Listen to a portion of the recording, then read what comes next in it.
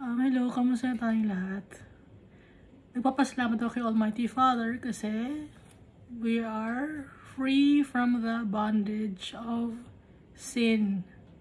So, hindi na tayo slave sa kasalanan dahil pinalaya tayo ni Jesus Christ sa ating mga kasalanan nung siya ay naipako sa cross. Si Jesus Christ, ipinadala ni Almighty Father. No? At may power and authority si Jesus Christ to forgive sins also. Lagi ko inuulit-ulit yon kasi baka hindi nyo alam or baka malimutan ninyo or baka may makanood na hindi nila alam na si Jesus Christ, nabasa natin dito sa Ezekiel, no? Na pinakita dito na si Jesus Christ lang ang binigyan ng power and authority ni Almighty Father nung kumuha ng fire from the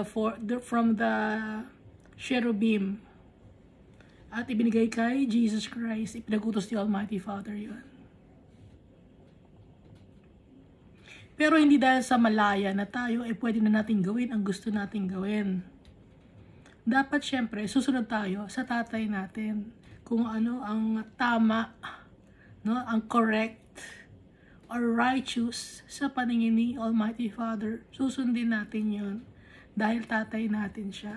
Hindi dahil sa malaya na tayo gagamitin natin yung kalayaan natin na to wreak havoc or magrebelde dahil ayaw ni Almighty Father yon. Anak niya tayo, kaya dapat tayong susunod sa kanya dahil creation niya tayo.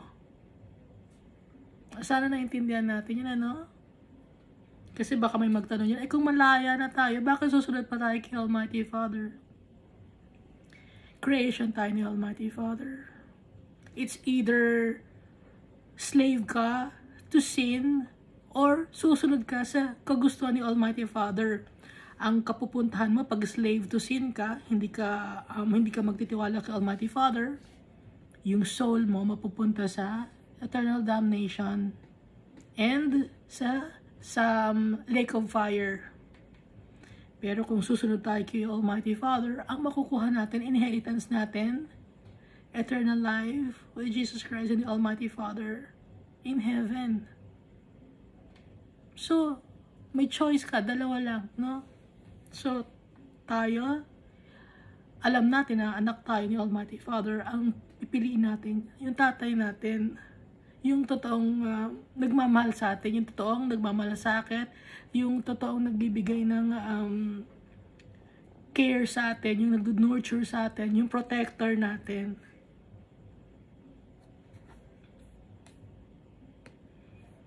Last time na binasa natin was Ezekiel chapter 12.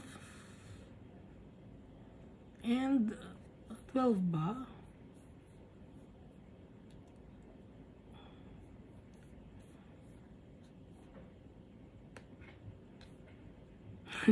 Nalimutin ako.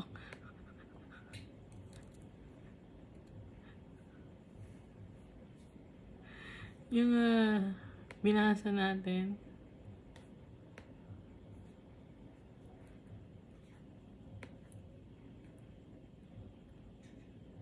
(14 and 15), sorry.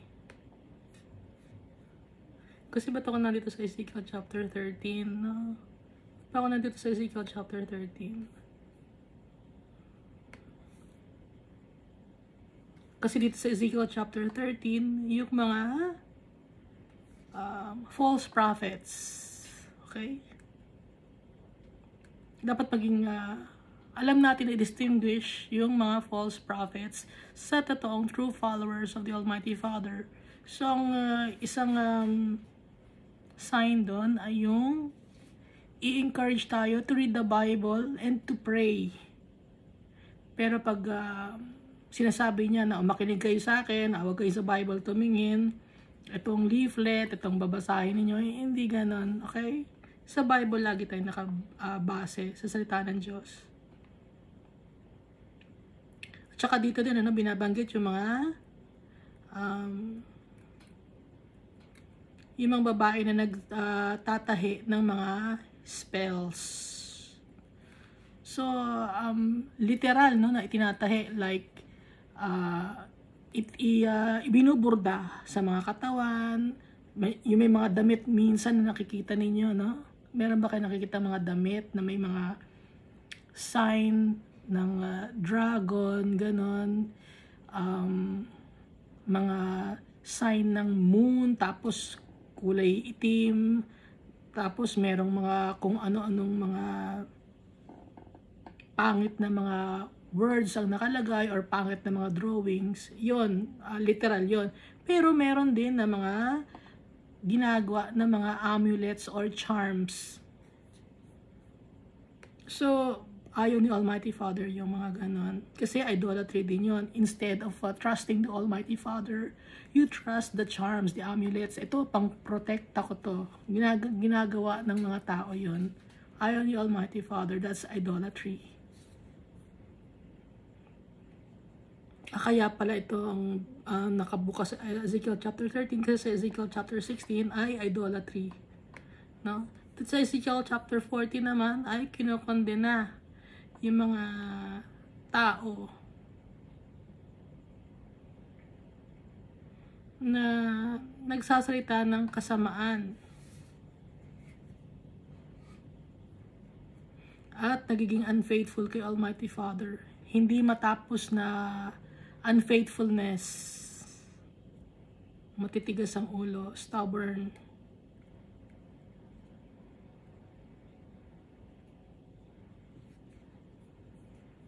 So yung mga peke or false prophet, may kalalagyan sila. Ayaw ni Almighty Father nun.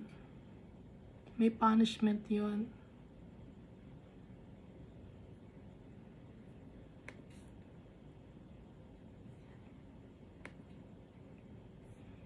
Ezekiel chapter 15 naman, ito yung itatapon sa lake of fire yung mga tao na matitigas ang ulo. Walang mabuting gawin sa mga vine na walang kwenta, kundi itapon sa apoy.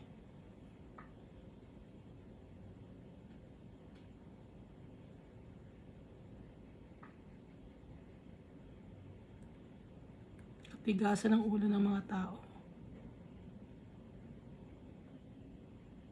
Useless. Hindi mapapakinabangan gaya ng nasa parable ni Jesus Christ na sinasabi din sa Matthew, Mark, Luke, John. Yung mga pananim na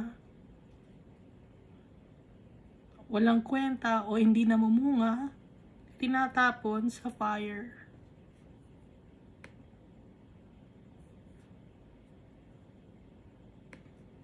So yung mga tao na ayaw ikilalanin si Almighty Father, itatapon sa lake of fire. Kaya may choice tayo. Gusto niyo ba sa lake of fire? O dun sa tahimik, masaya na lugar sa heaven, maganda, kasama natin yung tatay natin, holy na lugar ang heaven. So ngayon pala magde-decide na tayo habang meron pa tayong flesh, kasi pag wala na tayong flesh, ang natira na lang ay soul. Late na. It's either nasa heaven ka or nasa eternal damnation.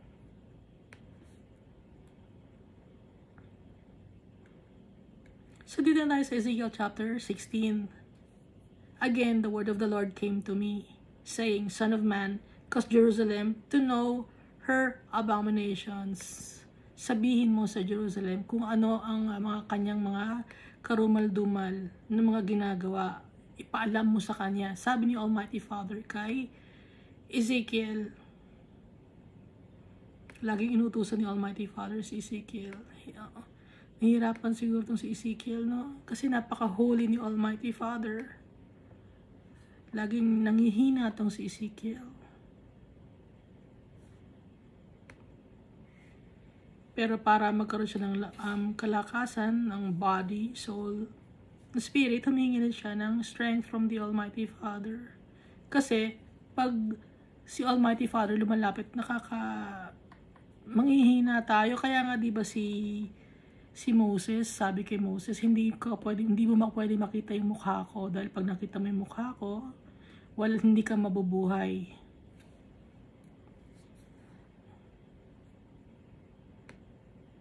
Wala pang tao ang nabubuhay na nakakita ng mukha ko. Ibig sabihin nabubuhay pa dito sa mundo. Pero syempre, pag nasa heaven na tayo, makikita na natin yung face ng tatay natin. Kasi ang mundo na to ay madumi.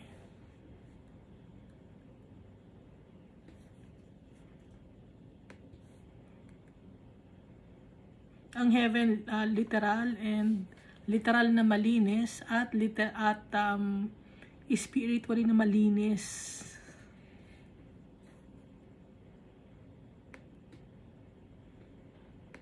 So dito sa verse 3 ng Ezekiel chapter 16, and say, thus says the Lord God to Jerusalem, your birth and your nativity are from the land of Canaan. Your father was an Amorite, and your mother a Hittite.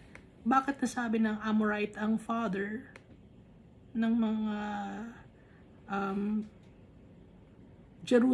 tao sa Jerusalem, at nanay ay Hittite? Kung i-check natin, si Noah, di ba may 3 anak si Noah? Ang isa sa mga anak ni Noah na nagkasala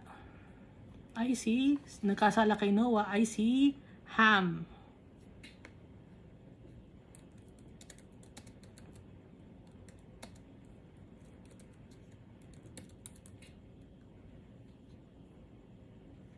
Si Ham, nakakita niya yung nung nalasing, no? Si Noah, nakita ni Ham yung nakedness ng tatay niya, pinagtawanan niya. Hindi natin alam kung ano ang ginawa at bakit ganun na lang ang galit ni Noah kay Ham. Kaya ang blines ni Noah ay yung kanyang 2 anak, tapos itong si Ham ay kanyang binigyan ng nararapat na inheritance. Ano yung nararapat na inheritance na binigay kay Ham? Hindi niya pinagpala kumpara dun sa anak niya na si Shem at saka si Japheth. Dahil si Shem at si Japheth, nirespeto na yung tatay nila. Itong si Ham, binastos niya. So, dito sa verse 3, your father an Amorite and your mother a Hittite. Lahi sila na galing kay Canaan, na galing kay Ham. Mga bastos, ibig sabihin, walang respeto.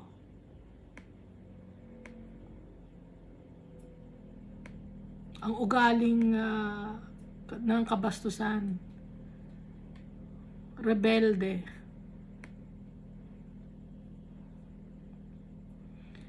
Ang Jerusalem dito na tinatawag, or yung mga tao na tinatawag ng Jerusalem, hindi naman talaga to Jerusalem na Israel lang ang tinutukoy dito. Tinutukoy ito sa buong tao sa buong mundo. No? Hindi lang to nakafocus sa Israel or sa Jerusalem, kundi buong mundo to. Nakafocus si Almighty Father nung kinakausap niya si Ezekiel. Kaya nga isinulat ni Ezekiel in order ni Almighty Father na isulat ni Ezekiel para mabasa rin natin, dahil hindi lang to para sa mga taga-Israel or Jerusalem, para to sa atin. So tayo, lahi ng mga bastos, responsible. Kaya galit si Almighty Father. Kaya sinabi niya na ang tatay nyo ay Amorite, nanay nyo ay Hittite. Kaya Amorite, no? Descended from Emer, na pang-apat na anak ni Canaan, na anak naman ni Ham. Okay? Nakasulat ito sa Genesis chapter 10 verse 16. Tapos yung Hittite naman, descendant naman ni Heth, son of Canaan, anak din ni Canaan, na anak naman ni Ham din. Kaya nga both people, no, yung Amorite at mga Hittites, descended from Ham, descendants ni Ham. So, bastos na mga tao.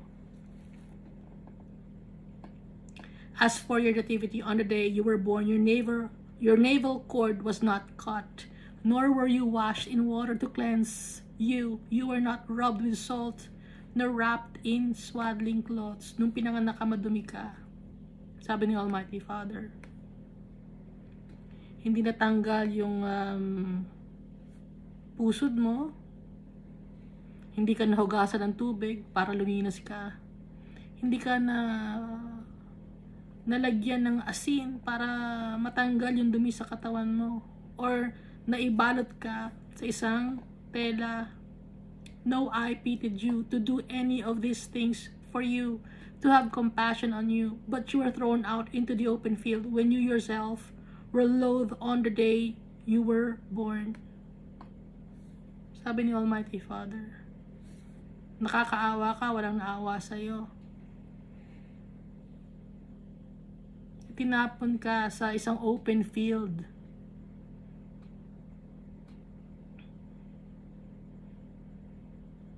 Nung pinanganak ka, kinainisan ka, inayawan ka. Verse 6, and when I passed by you and saw you struggling in your own blood, I said to you in your blood, live. Yes, I said to you in your blood, live. Pero nung dumaan ako, nakita kita, nag-struggle ka, duguan ka, pero sinabi ko sa'yo, mabuhay ka. Oo, sabi ni Almighty Father, na maging mabuhay ka, no? You must live, or you live. I made you thrive like a plant in a field. Ginawa ko na yumabong ka, maging successful ka. And you grew matured and became very beautiful. Gumanda ka. Lumaki ka ng maganda. Pero nung pinanganak ka, inayawang ka. Pangit ka, madumi ka. Pero ako ang nagpaganda sa'yo. Ako ang nag-bless sa'yo. Sabi dito sa verse 6 tsaka 7. You grew matured and became very beautiful. Your breasts were formed, your hair grew, but you were naked and bare. Lumaki ka ng maayos. Pero, ikaw ay hubad. Nakakahiya ang ginawa mo, hubad ka. Sabi ni Almighty Father, when I passed by you again and looked upon you, indeed your time was the time of love. So I spread my wing over you and covered your nakedness. At dahil hubad ka, kahihiyan ang daladala mo. Dahil sa pagmamahal ko, binalutan kita, binihisan kita, tinakban kita. Yes, I swore an oath to you and entered into a covenant with you, and you became mine, says the Lord. Nakipag-covenant ako sa'yo, nakipagkasundo ako sa'yo, at ikaw ay naging akin. Sabi ni Almighty Father. Tayo tong pinatutungkulan dito, ha? Hindi to ang ibang mga tao. Tayo ang kinin natin, na tayo to, na kinakausap tayo ni Almighty Father. Para malaman natin yung kadumihan natin, kasi ang yabang natin, mayayabang tayong tao.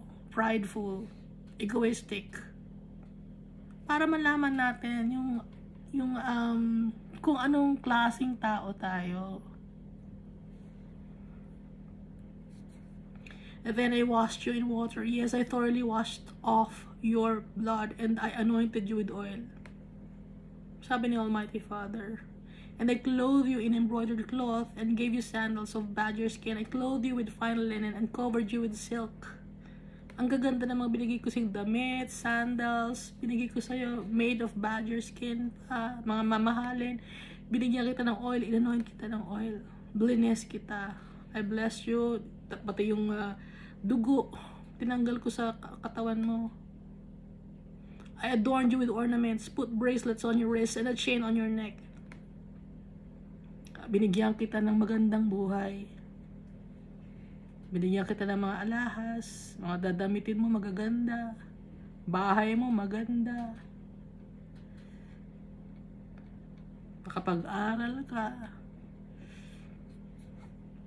And I put a jewel in your nose, earrings in your ears, and a beautiful crown on your head. Binigyan din kita ng katalinuhan.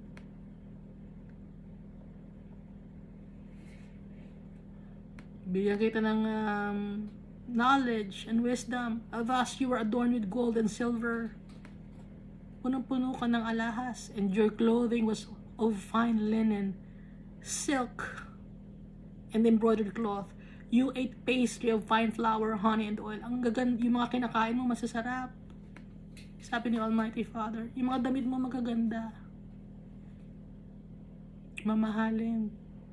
You were exceedingly beautiful and succeeded to royalty. Napakaganda mo. At mukha kang royalty.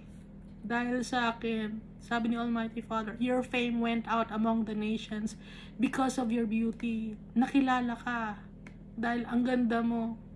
For it was perfect through my splendor which I had bestowed on you. Naging perfect ka dahil sa akin. Dahil binigay ko sa iyo ang perfection.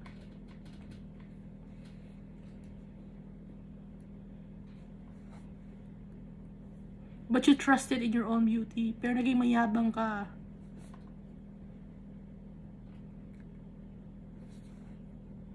Naging mayabang tayo.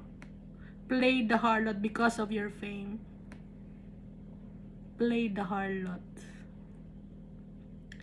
Dahil sikat ka, you conform to the rules of this world. Hinayaan mo na madumihan ka.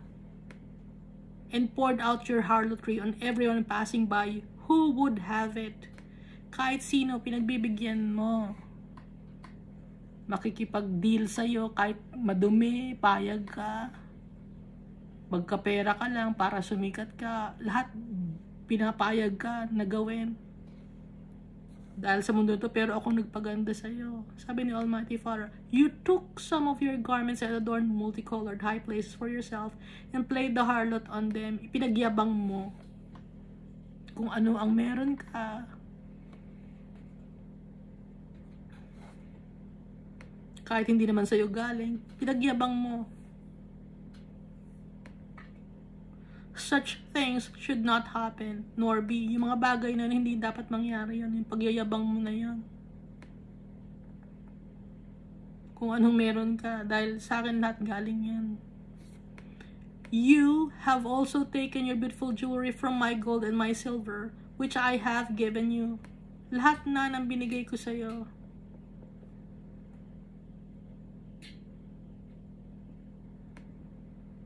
Kinuha mo. Binigay ko na sa'yo, kinuha mo, inangkin mo, and made for yourself male images and played the harlot with them. At gumawa ka ng idols or idolatry. May mga bagay ka na pinahalagahan dito sa mundo na to. You took your embroidered garments and covered them, and you set my oil and my incense before them. Yung mga images, mga graven images na sinasamba mo or yung mga bagay na sinasamba mo sa mundo na to. Ipinagmalaki mo. Or yung mga graven images, dinamitan mo. Yung mga gold na binigay ko, idinagay mo doon sa mga male images. At nakipagkasundo ka.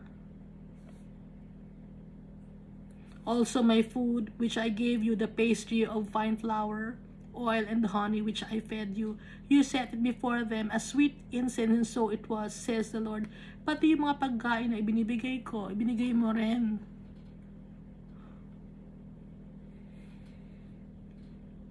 Sa mga graven image, statue,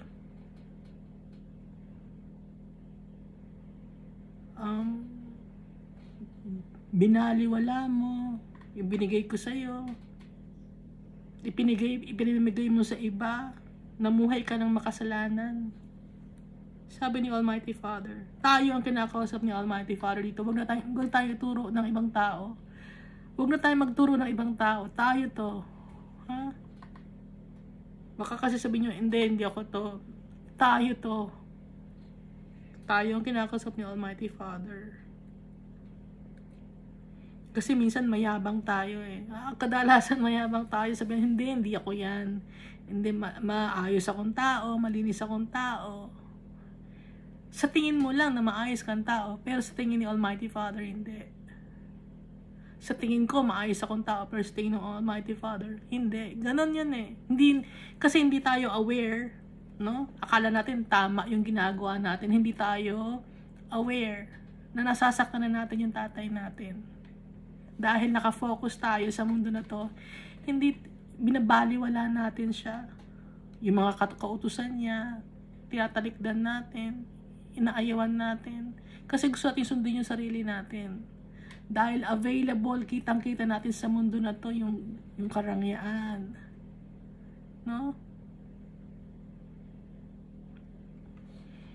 Ibig sabihin ng harlotry dito, hindi lang yung pumapatol ka sa kung sino-sinong mga tao, no? Kundi pumapatol ka sa kasalanan. Lahat ng kasalanan, payag ka, babayaran ka para manira ng tao, gagawin mo. That's harlotry.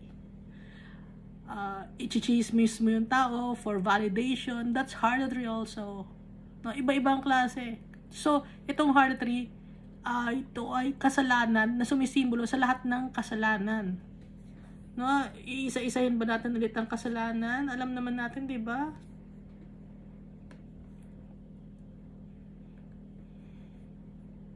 Moreover, you took your sons and your daughters whom you bore to me, and these you sacrificed to them to be devoured.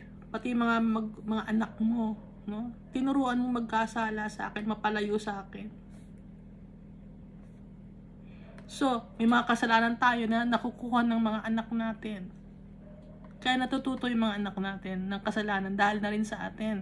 Nakikita sa atin sa mga examples natin. Pagpatol sa kung sino-sinong mga tao. Nanay mo, chismosa. Paglaki ng anak mo, nagiging chismosa na rin. Ganun, di ba? Damay-damay. Nahahawa ng kasalanan. And these you sacrifice to them to be devoured. Were your acts of harlotry a small matter? That you have slain my children and offered them up to them by causing them to pass through the fire. Meron pa, no? Ang ginagawa ng harlotry, mga tao, ay you have slain my children and offered them up to them by causing them to pass through the fire. Pwede rin itong literal, no? Ito ko sa abortion, no? Yung mga bata. Ay ni Almighty Father ng abortion, no? Kasi yung mga batang ina-abort, ini-incinerate yon. Alam niyo, hindi naman sila nililibing. Ini-incinerate. Alam niyo siguro incinerate ay pinapasok sa isang pugon para masunog, matunaw, maging abo, ganon. Yung iba, ganon ang ginagawa. Yung iba, hindi ko lang alam. Pero usually, ganon ang ginagawa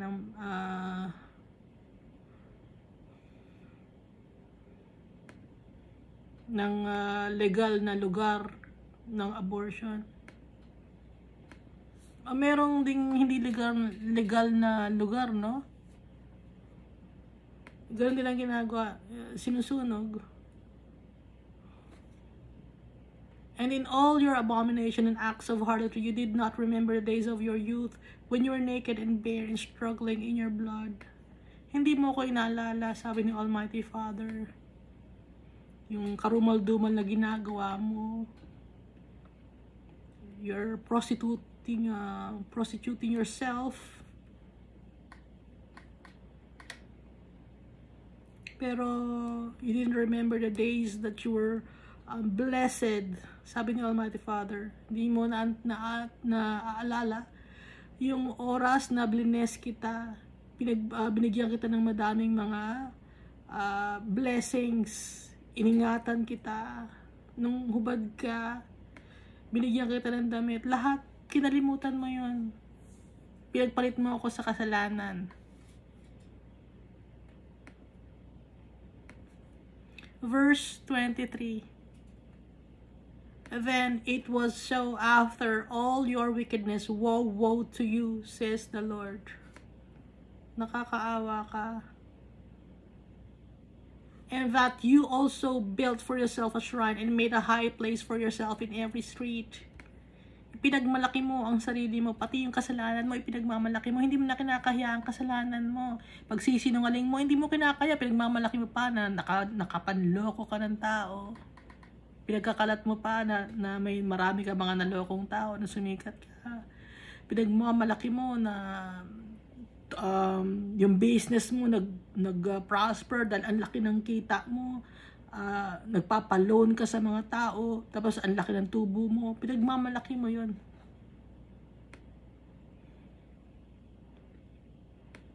You built your high places at the head of every road and made your beauty to be abhorred. You offered yourself to everyone who passed by and multiplied your acts of harlotry. Padami ng padami ang ginagawa mong kasalanan. Nanganganak ang kasalanan ginagawa mo. Una, sinungaling ka lang. Pagkatapos na nagsisinungaling ka na dumami ng kasalanan, magnanakaw ka na. Pagkatapos mo nang magnakaw, mapatay ka na ng tao, naninira ka na ng tao, naninirang puri ka na, pumatol ka na sa ibang mga tao. Yung binenta mo na, yung dignidad, yung integrity mo. Dire-diretso. Kaya nag-multiply your acts of harlotry. Kaya yung harlotry, sinisimbolize ito, lahat na ng kasalanan, dumami na ng dumami. Nakalimutan natin na yung nag-bless sa atin, na kaya tayo nababuhay dito sa mundo, nagbigay sa atin ng hininga. Si Almighty Father, nung bata tayo, nasa saan ba tayo, paano tayo nabuhay, nandito na tayo sa estado na to, kinalimutan natin yung tatay natin. You also committed harlotry with Egyptians, your very fleshly neighbors. Nakipag-connive ka sa mga taong hindi naniniwala sa Diyos.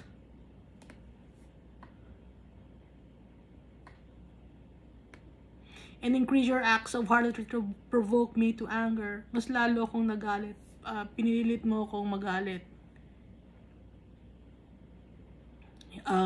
Mas lalo mo akong ginalit.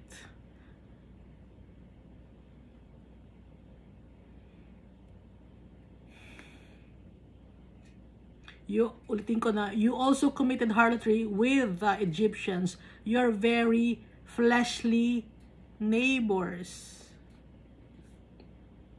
Yung mga Egyptians, fleshly neighbors daw. Sabi ni Almighty Father.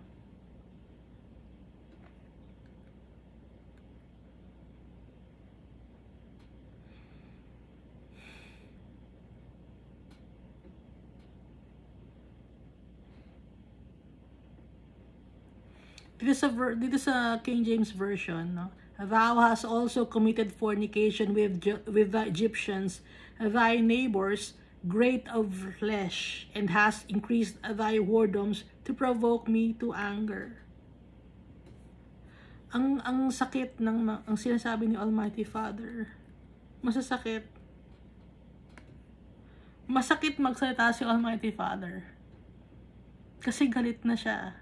Diretso magsalita yung tatay natin.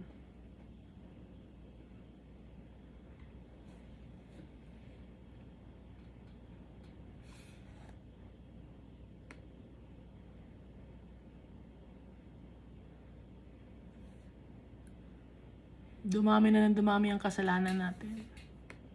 Behold, therefore, I stretch out my hand against you, diminish your allotment, and gave you up to the will of those who hate you, the daughters of the Philistines. Kaya, sa sobrang galit ko, binawasan ko yung blessing sa'yo.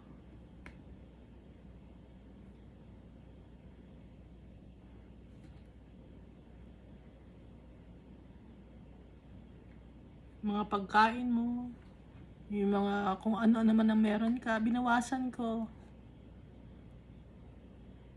Baka sabihin niya, hindi, mayaman pa rin ako eh. Marami pa rin akong pera. Oh, mayaman ka ngayon, marami kang pera. Pero, yung health mo ba, na-check mo ba? Kasi hindi naman lahat ng pagkakataon, ang blessing ay tungkol sa pera or material things. Kasi ang tao, yun lang ang lagi nakikita. Kundi, ano ba? Yung spiritual life mo ba? Yun, no? Spiritual life, yung health mo, hindi mo alam. No? And gave you up to the will of those who hate you, the daughters of the Philistines. Ibinigay kita doon sa mga tao na nagagalit sa'yo, yung mga anak ng mga Philistines. So, atong Philistines, nagsisymbolize to ng kaaway. Ibinigay tayo sa kaaway na dahil galit si Almighty Father. Dahil mayabang tayo, hindi tayo tumigil ng kasalanan. Who were ashamed of your lewd behavior. Akala mo, kakampi mo. Pero hindi mo alam, hindi mo sila kakampi. Dahil kinahihiya ka nila dahil sa iyong kapangitan ng pagginagawa. Sabi ni Almighty Father to. Hindi ko salita to. Basahin nyo. Ezekiel chapter 16. You also played the harlot with the Assyrians because you were insatiable. Kahit sino-sino na lang. Pinatulan mo.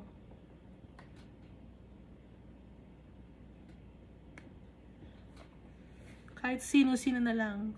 Kung nakikita nyo ngayon sa internet, kahit sino-sino na lang, pinapakita mo yung katawan mo. Kahit sino-sino na lang, nagsasasayaw ka nang pinapagpag mo yung puwet mo.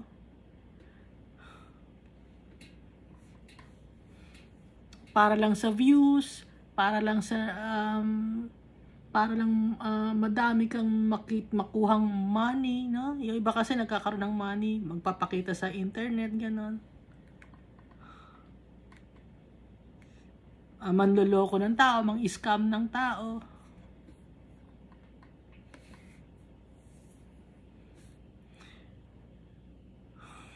Because you were insatiable, hindi ka ma-satisfy. Indeed, you played the harlot with them and still were not satisfied. Gustong-gusto mong validation. Hindi ka nasa-satisfy. Hindi ka manahimik. Moreover, you multiplied your acts of harlotry as far as the land of the traitor Chaldea, and even then you were not satisfied. Lahat na, buong mundo na tong binabanggit ni Almighty Father. Hindi ka nasa-satisfy. Dami mo ng pera. Dumami na ng dumami ang asawa mo. Dumami na ng dumami ang tinabihan mo. Dumami na ng dumami ang siniraan mong tao. Dumami na ng dumami ang mga taong ginawan mo ng kayabangan or kasinungalingan. Dumami na ng dumami. Paninira mo, dumami na ng dumami. Kumalat na, kalat ka sa pagiging makasalanan. Tayo to. How degenerate is your heart?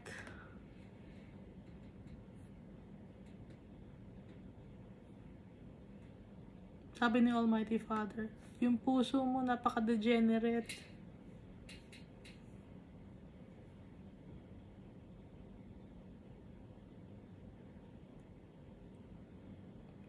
Napakahina mo. Sabi ni Almighty Father. Says the Lord God, seeing you do all these things, the deeds of a brazen harlot. Brazen harlot. Ano ba yung brazen harlot? Ang tapang mong gumawa ng mga karumal-dumal na kasalanan. Napakasama mo. Kitang-kita ni Almighty Father ang ginagawa nating mga kasalanan. Mga bagay na binabanggit natin, sinasabi natin, kasalanan, kitang-kita ni Almighty Father.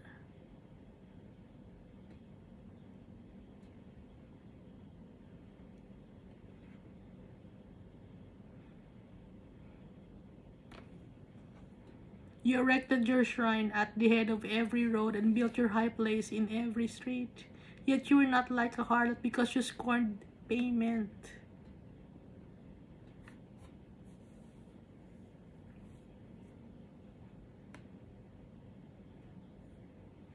So ito, no? Pinagyabang mo na kahit saang lugar. Pero hindi ka na harlot, kundi ayaw mo na ng bayad. Gusto mo lang manira ng manira kahit walang kabayaran. You are adulterous wife who takes strangers instead of her husband.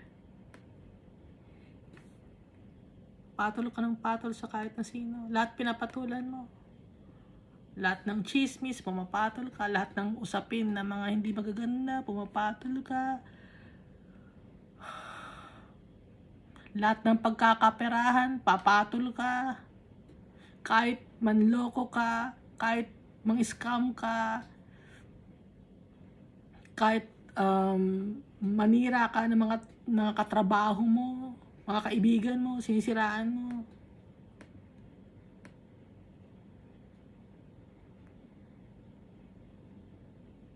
Ginigisa mo sila sa sarili nilang mantika.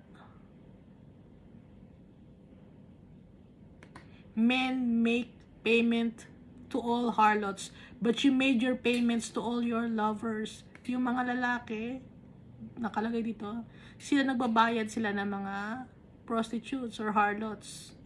Pero ikaw nagbabayad para sa iyong mga lalaki. And hired them to come to you from all around for your harlotry. Para tabihan ka. Binabayaran mo. Yung mga lalaki, kumukuha sila ng mga prostitutes para bayaran na ikaw ang ginagawa mo, ikaw ang kumukuha para ikaw magbayad.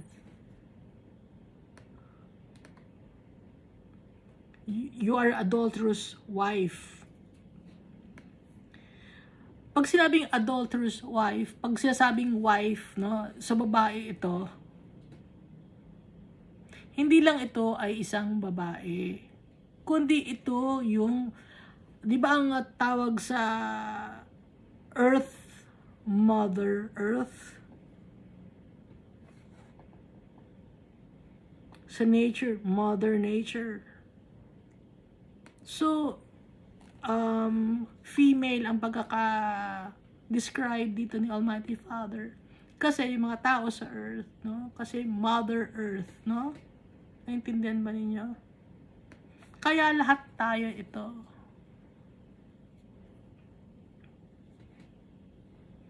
You are the opposite of other women in your harlotry because no one solicited you to be a harlot, in that you gave payment but no payment was given you. Therefore, you are the opposite.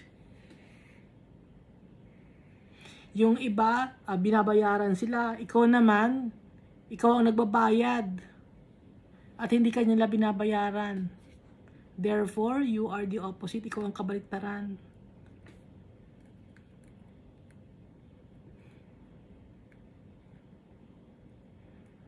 Ang sakit na sinasabi ni Almighty Father dito. Tungkol to sa mga kasalanan natin na hindi matapos-tapos. Sa pagiging rebellious natin. Hindi porke sinasabi dito na wife or harlot ay babae ito. Kundi, ang example, ang church, no? Babae rin ang church. Kasi ang bride ni Jesus ay kinoconsider na, ang church ay kinoconsider na bride. Naintindihan nyo? Kasi may mga words na pang male at may words na pang female. Like yung time, father, time ang tawag, di ba? Pag nature naman, mother nature or mother earth, ganon. May nakakaintindi kaya sa akin.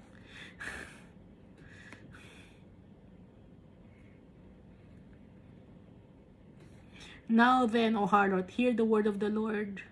Thus says the Lord God, because your filthiness is poured out, and your nakedness uncovered in your harlotry with your lovers, and with all your abominable idols, and because of the blood of your children which you gave to them. No? Nakalagay dito, dahil sa iyong kadumihan na ibinuso sa iyo, tsaka isa yung kahihiyan dahil sa mga kasalanan mo,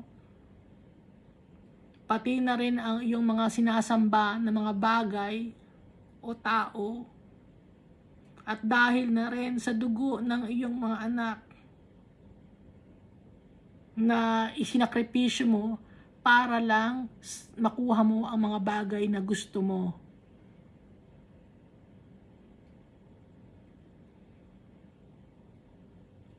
Sabi ni Almighty Father, surely therefore I will gather all your lovers with whom you took pleasure. Pagsasama-samahin ko ang mga lovers mo kung saan ka naligayahan o nasiyahan. Pagsasama-samahin ko yung mga bagay na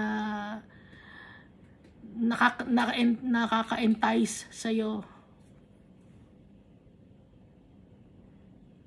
And all those you hated, pati na rin yung mga bagay na kinaiinisan mo, I will gather them from all around against you and will uncover your nakedness to them, that they may see all your nakedness, para makita nila ang iyong kahihiyan.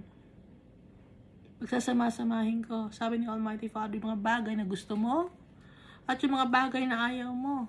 Pagsasama-samahin ko yon, ipapahiya kita. Sabi ni Almighty Father, dahil sa kasalanan mo, dahil matkatigasan ng ulo mo.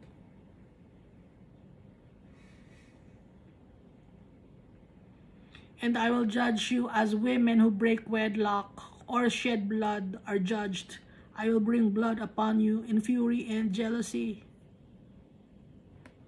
Dahil sa aking galit at pagkakaselos, dahil si Almighty Father, imbis na si Almighty Father ang i-acknowledge natin, ang sambahin natin, ang pasalamatan natin, ibang ginagawa natin. Imbis na magpasalamat tayo, gumagawa tayo ng kasalanan. Yung mga blessings ni Almighty Father, ginagamit natin sa ibang bagay na karumal-dumal kay Almighty Father.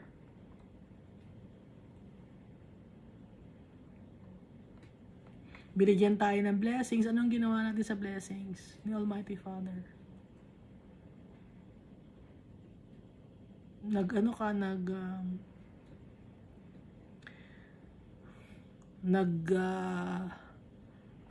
Nagsugal ka. Yung blessing ni Almighty Father, isinugal mo para lang makakuha ka ng maraming pera.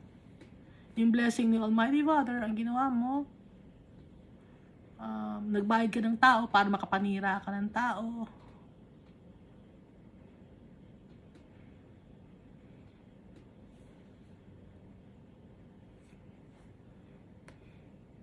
So yung harlotry, inulit ko, no? Ito iba-ibang mga klaseng kasalanan.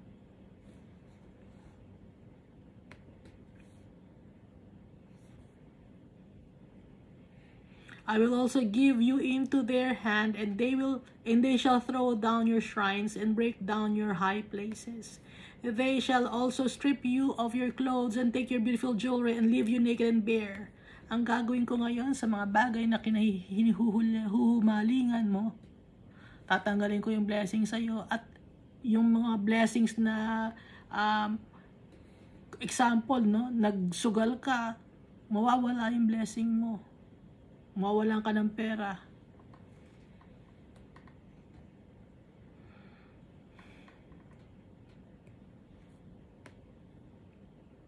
Tatanggalin ko lahat yon para malaman mo na mali ang ginagawa mo. Dahil lahat ng mga bagay na nasa iyo ay galing sa akin. Kung ang pinagmamalaki mo ay ang iyong katalinuhan, tatanggalin ko yan.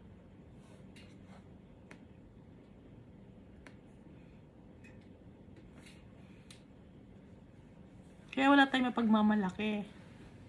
Katalinuhan, kayamanan, yung kasikatan, tatanggalin ni Almighty Father yan. Kung ipagmamalaki natin mga bagay na, kung hindi natin siya i-acknowledge.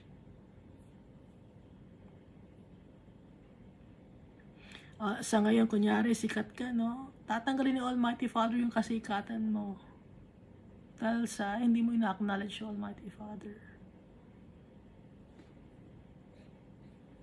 O kunyari, politician ka. O ngayon, nasa tuktok ka, nasa pinnacle ka of your career. Kaya ni Almighty Father tanggalin yun. Sa isang iglap, magkakasakit ka. Magkakaroon ka ng may mga bagay na gagawin si Almighty Father para ma-humble tayo. Para i-acknowledge natin siya. Napakasakit na mga sinasabi ni Almighty Father, pero kailangan natin tanggapin dahil makasalanan tayo. Aaminin natin na makasalanan tayo. Wala tayong magagawa kung wala ang tatay natin. At nagpapasalamat tayo kay Jesus. Dahil napatawad tayo sa ating mga kasalanan, nabigyan tayo ng importansya ulit dahil kay Jesus, dahil didikit tayo kay Jesus Christ. Sa verse 40, they shall also bring up an assembly against you, and they shall stone you with stones and thrust you through with their swords. Minsan, yung iba sa inyo, gaya pag may bagyo, no? Minsan, pinagmamalaki mo yung sasakyan mo. O ngayon, binagyo yung sasakyan mo. Wala kami pagmamalaki yung sasakyan. Yung bahay mo, maganda. Ganda ng lugar, pero nilindol. Wala ka na may pagmamalaki. Nasunog, wala na rin. Pinagmamalaki mo mga anak mo. O, anong mangyari sa mga anak mo? Bawat lahat ng mga anak mo nasira or nawala or nagkasakit. Pinagmamalaki mo ang kagandahan mo. Darating ang oras, tatanda ka rin. Hindi mo alam. Nagkakasakit ka. Hindi mo alam ang panahon. Sa isang iglap, kahit tanggalin lahat ng Almighty Father.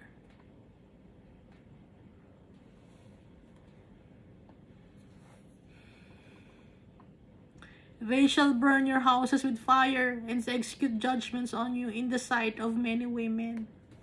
Magiging kahiya-hiya ang mangyayari sa iyo. Dahil yung mga blessings mo tatanggalin ko.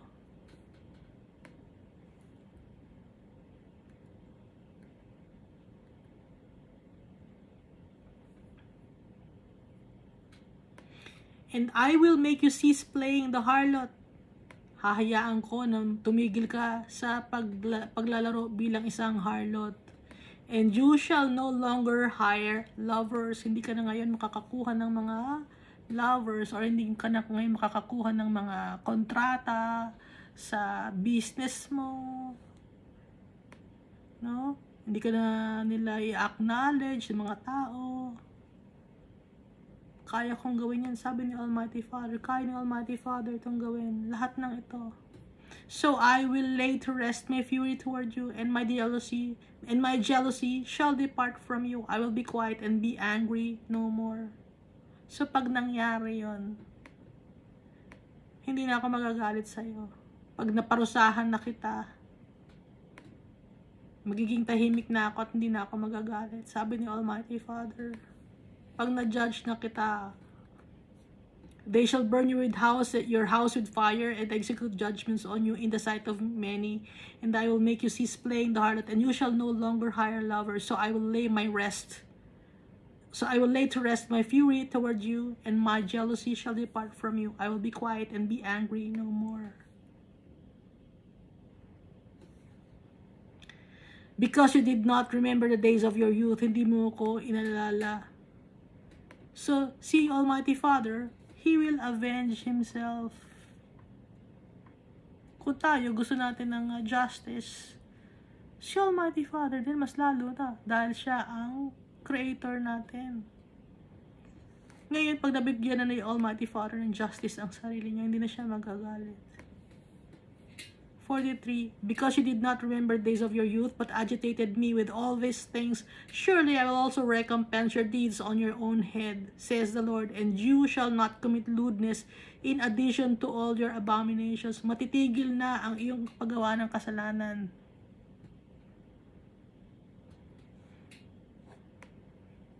Pag naparusahan na kita, pag tinanggal ko na lahat ng mga bagay na pinagmamalaki mo, matitigil ka ng paggawa ng kasalanan. Verse 43, indeed, everyone who quotes Proverbs will use this proverb against you. Like mother, like daughter. You are your mother's daughter, loathing husband and children, and you are the sister of your sisters, who loathed their husbands and children. Your mother was a Hittite, and your father was an Amorite. Inulit-ulit ni Almighty Father yung kabastusan.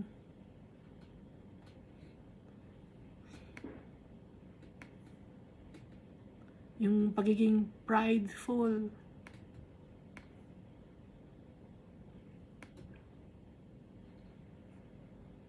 Yung lahi ng makakasalanan. Indeed, everyone who quotes Proverbs will use this proverb against you.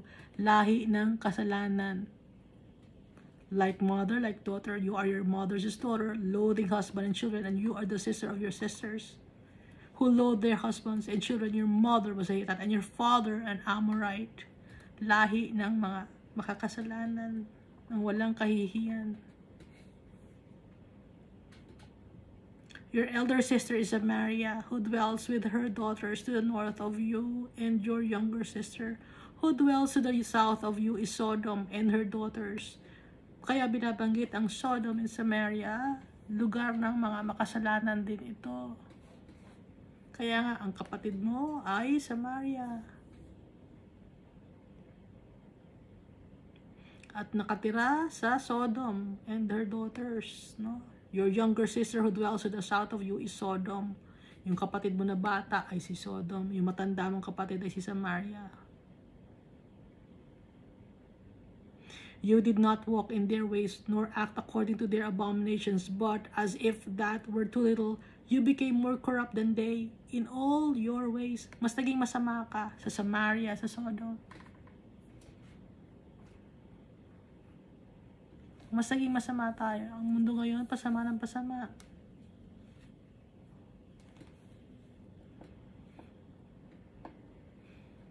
As I live, says the Lord God, neither your sister Sodom nor her daughters have done as you and your daughters have done. Look, this was the iniquity of your sister Sodom. She and her daughter had pride, fullness of food, and abundance of idleness. Ito ang kasalanan ng iyong kapatid na Sodom. Sabi ni Almighty Father. Siya at ang kanyang mga anak. Ibig sabihin ito yung Sodom, no? Siya at ang kanyang mga anak. Mga tao. Prideful, madaming pagkain, at abundance of idleness. Pag abundance of idleness, pag idle ang isang tao, ang mas binibigyan niya ng priority ay gumawa ng kasalanan. Pag idle ang tao. Neither did she strengthen the hand of the poor and needy. Hindi niya tinulungan ang mga mahihirap at ang nangangailangan. And they were haughty and committed abomination before me. Sila ay arrogant at hindi tumigil sa paggawa ng kasalanan. Therefore, I took them away as I saw fit. Kaya tinanggal ko sila. Dahil yun ang nararapat sa kanila.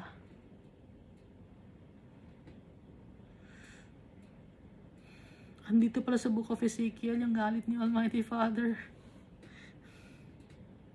Napaka hirap basahin.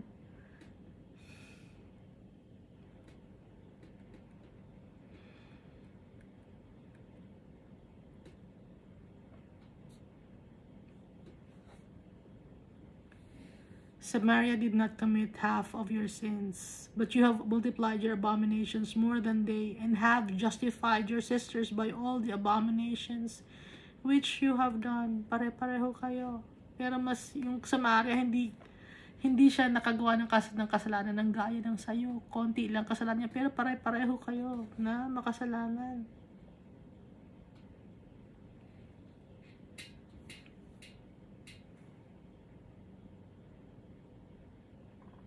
You who judged your sisters bear your own shame also, because the sins which you committed were more abominable than theirs. Mas matindi ang kasalanan mo.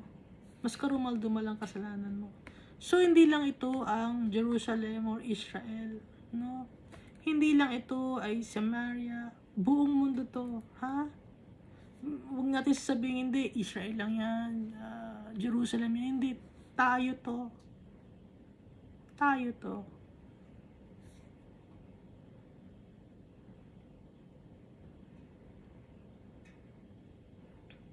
You who have judged your sisters bear your own shame also, because the sins which you committed were more abominable than theirs. They are more righteous than you. Yes, be disgraced also and bear your own shame, because you justified your sisters.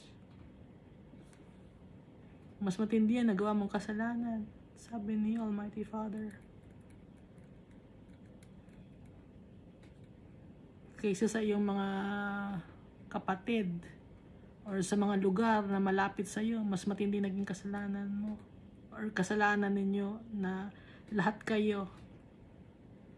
When I bring back their captives, the captives of Sodom and her daughters, and the captives of Samaria and her daughters, then I will also bring back the captives of your captivity among them, that you may bear your own shame and be disgraced by all that you did when you comforted them. Para malaman mo na ikaw ay makasalanan. Ha? Na mag-guilty ka sa mga kasalanan mo dahil kino-comfort mo sila dati. Hindi mo alam mas marami kang kasalanan. Mas disgraceful ka. Mas nakakahiya ka. When your sisters Sodom and her daughters returned to their former state, and Samaria and her daughters returned to their former state, then you and your daughters will return to your former state. For your sister Sodom was not a byword in your mouth in the days of your pride, before your wickedness was uncovered. It was like the time of the reproach of the daughters of Syria and all those around her, and of the daughters of the Philistines, who despise you everywhere. Kinaiinisan ka lahat.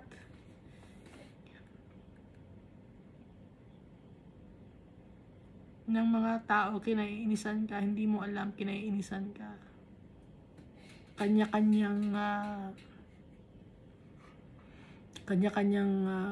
vested interest meron ang mga tao. Akala mo kakampi mo, hindi. Kinaiinisan ka rin nila. Dahil sa kasalanan, kayo-kayo. Nagpapagalingan, pataasan ng ere.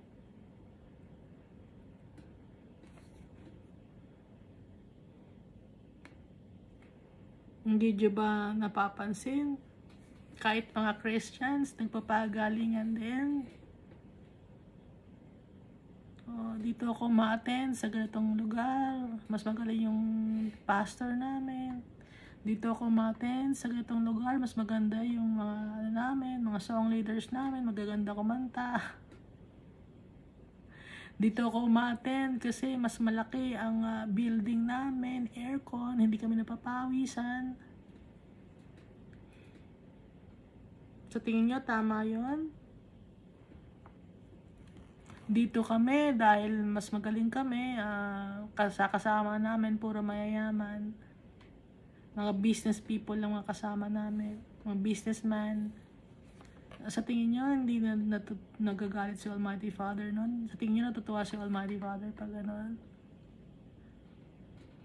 Kasalanan din yun.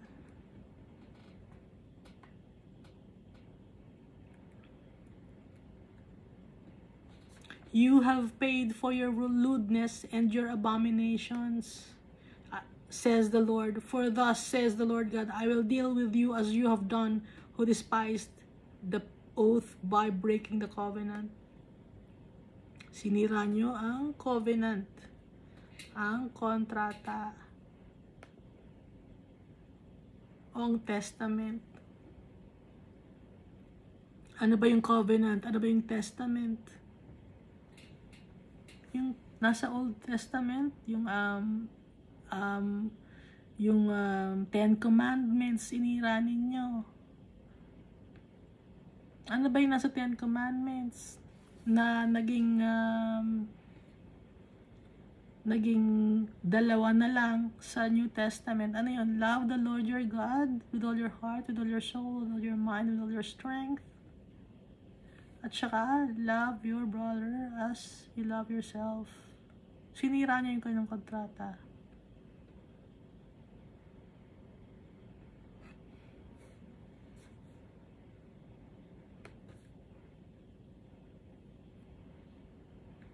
So, unang-una sa lahat, hindi natin minahal yung tatay natin. Kasi, ang kabutihan, galing lahat kay Almighty Father. Hindi tayo makakagawa ng kabutihan kung hindi natin mahal at nirerespeto yung tatay natin kasi sa kanya galing lahat ng kabutihan.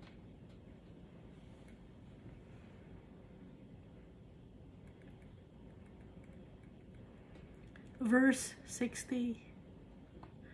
Nevertheless, I will remember my covenant with you in the days of your youth, and I will establish an everlasting covenant with you. Pero ganun pa man, aalalahanin ko yung usapin natin, yung kontrata natin. Aalalahanin ko yun. And I will establish an everlasting covenant with you. Makikipag-covenant ako ulit sa'yo. Sabi ni Almighty Father, napakabait ni Almighty Father. Kahit makasalanan tayo, willing pa rin siya, no? To establish an everlasting covenant with us. Then you will remember your ways and be ashamed, para maalala ninyo ang inyong mga gawain at kayo ay mahiya. Doon sa dumating na tayo sa punto na to, no? Na nagkasalanan natin.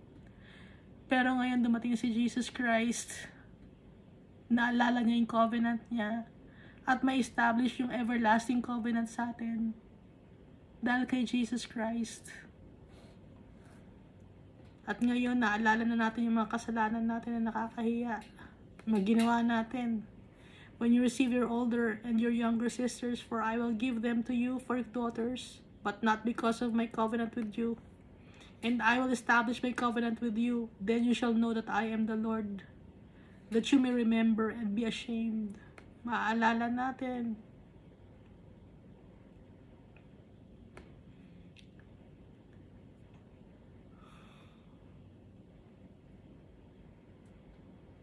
Ibibigay sa atin ni Almighty Father yung mga bagay, ibabalik niya sa atin.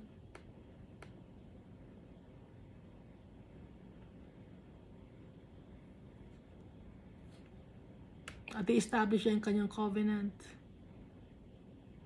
ulit para malaman natin na siya ang ating Diyos. But you may remember and that you may remember and be ashamed and never open your mouth anymore because of your shame. Dahil sa iyong kahihiyan, hindi mo na mabubuksan ang iyong bibig. Hindi ka na makakagawa ng kasalanan. When I provide you an atonement for all you have done, says the Lord God, dahil ibibigyan kita ng kapatawaran sa lahat ng iyong kasalanan. Sa iyong kasalanan, mahihiya ka. Hindi ka nagagawa ng kasalanan pa. Ititigil mo na. Dahil papatawarin kita. Magkakaroon ako ng covenant sa iyo. Ibibigay ko sa iyo ang covenant. Aalalahanin ko yung covenant mo nung bata ka. Ibabalik ko sa iyo yon. Papatawarin kita. Nang sa ganun, hindi ka na magkasala. At dahil sa hindi ka na magkakasala, hindi mo na maitutuloy mga kasalanan mo dahil papatawarin kita, mahihiya ka na gumawa pa ng kasalanan. Dahil ipapaalala ko sa iyo na ako ang nagbigay sa iyo lahat ng blessings. Sabi ni Almighty Father. Napakabait ng tatay natin. Masakit magsalita yung tatay natin. Diretso magsalita yung tatay natin. Hindi siya nagpapaligoy-ligoy. Hindi niya sinusugarcoat yung mga salita niya. Kung ano ang nararamdaman niya, kung ano ang dapat sabihin, kung ano ang makakapagbago sa atin, sasabihin niya yon. Derechahan, hindi siya magpapaligoy-ligoy. Kaya nga si Almighty Father, madali siyang kausap. Hindi nakikipag-mind games or hindi nakikipag hulaan si Almighty Father sa atin. Diretso makipag-usap. Totoo makipag-usap. True ang pakikipag-usap niya sa atin. Honest ang tatay natin sa atin. At papatawarin niya tayo sa ating mga kasalanan. At ngayon ay pinatawad niya tayo sa ating mga kasalanan dahil sa covenant. Ano yung covenant na ano yun? Si Jesus Christ yun. Everlasting covenant na ibinigay niya si Jesus Christ para mapatawad tayo sa kasalanan natin. Yung everlasting covenant na yun ay ating si Jesus Christ na magkakaroon tayo ng inheritance.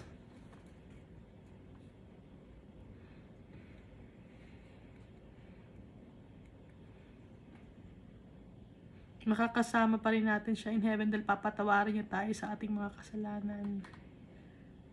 So, ang gagawin natin, aaminin natin yung mga kasalanan natin. No? Kasi si Almighty Father, diretso siya makipag-usap eh. Hindi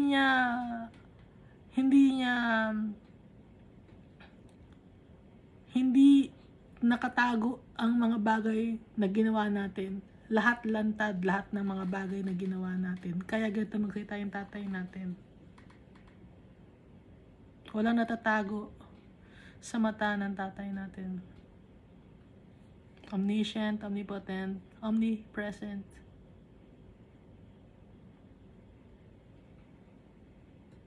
Kahit yung mind natin, alam ni Almighty Father.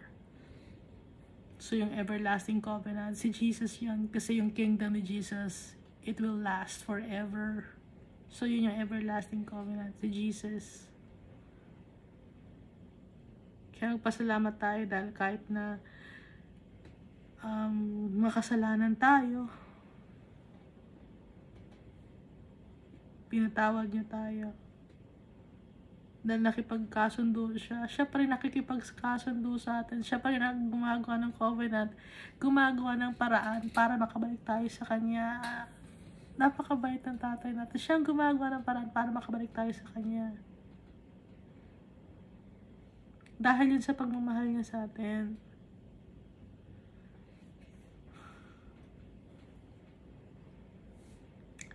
Dahil creation niya tayo, gusto niya tayong makasama. Bibigyan pa rin niya tayo ng chance. Siya ang gumagawa ng paraan. Kahit napalayo tayo, kung ano na ng mga kalokohan ang ginawa natin, kasiraan, sinira natin ang buhay natin, sinira natin ang katawan natin, sinira natin ang isip natin, ang puso natin, sinira natin ang ibang mga tao, sinira natin yung tatay natin, higit sa lahat, pero siya pa rin ang gumagawa ng way para makabalik tayo sa Kanya.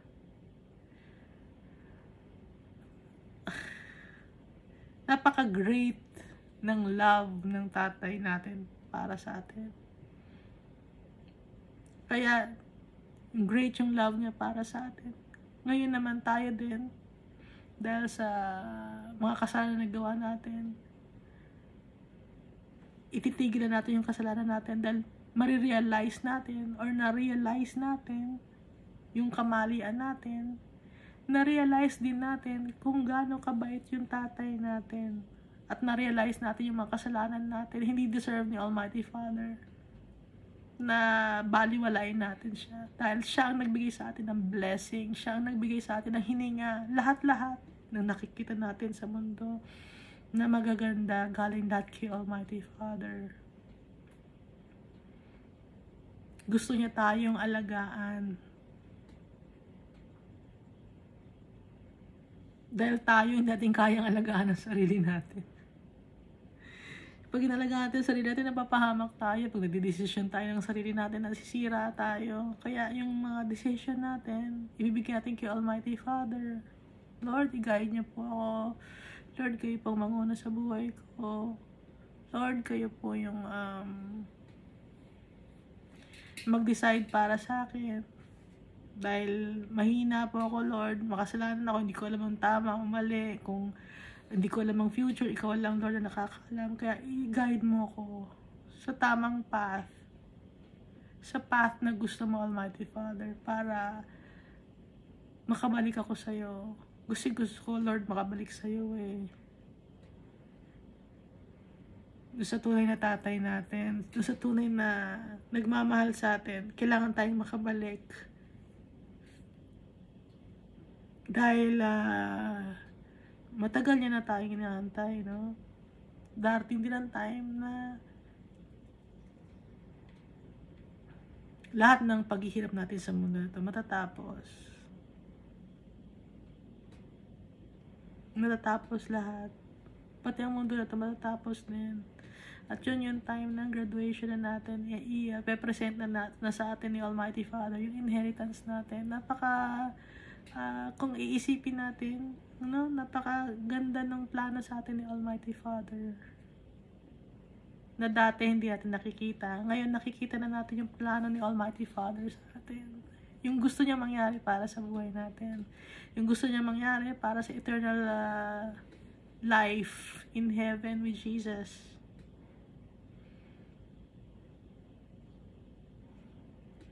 Kaya wag tayong matakot magbasa ng Bible. Kahit masakit, basahin natin. Kahit masakit, ito, napakasakit. Ezekiel chapter 16, kahit masakit, babasahin natin. Kasi, para malaman natin, yung sa loobin ng tatay natin, maging aware tayo. Kasi sometimes, we are not aware. Akala natin, Diyos siya, hindi siya nasasaktan. Nasasaktan siya, nagagalit siya. Akala, hindi robot yung tatay natin, may pakiramdam yun. Tayo, nakakaramdam tayo. Mas lalo pa yung tatay natin.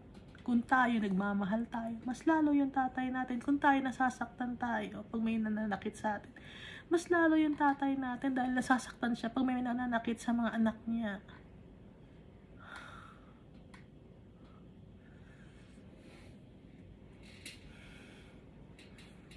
Hindi tayo papabayaan ng tatay natin. Kaya si Jesus, He presented us to the Almighty Father because Jesus trusts the Almighty Father. Alam niya, kilala niya ang ugali ni Almighty Father. Kaya magpasalamat tayo kay Jesus, sa ating Savior and Redeemer. Thank you, and God loves us all so much.